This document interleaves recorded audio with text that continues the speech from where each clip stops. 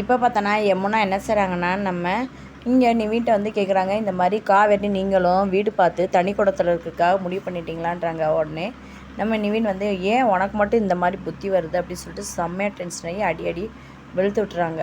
அதுக்கடுத்து நம்ம இங்கே யமுனா வந்து செம்ம டென்ஷனாகி என்ன பண்ணுறாங்கன்னா, நம்ம விஜயை மாட்டி வரக்காக போலீஸுக்கு கால் பண்ணி, இந்த மாதிரி இவர் இங்கே தான் தங்கியிருக்காரு அப்படின்றாங்க. போலீஸ் வந்துடுறாங்க. போலீஸ் வந்தோடனே நம்ம விஜய் மாட்டிக்கிறாரு. இந்த விஷயம் காவேரிக்கு தெரியுது. காவேரி என்ன பண்ணுறாங்கன்னா, இந்த மாதிரி எல்லாமே வந்து பண்ணது பசுபதி தான். பசுபதி வந்து பிடிக்கிறதுக்கு நீங்கள் பாருங்கள், தேவையில்லாமல் தப்பு செய்யாதவங்களை எதுக்கு இந்த மாதிரி பண்ணுறீங்க அப்படின்னு எல்லா உண்மையும் உடைக்கிறாங்க. பசுபதி வந்து தேடுறாங்க. அதுக்கு முன்னாடி காவேரி சொல்கிறாங்க, இல்லை வெண்ணிலாவுடைய மாமாவை பிடிச்சி கேளுங்க, அதுதான் சரியானதுன்னு சொல்கிறாங்க. அவங்க மாமாவை பிடிச்சி கேட்குறாங்க.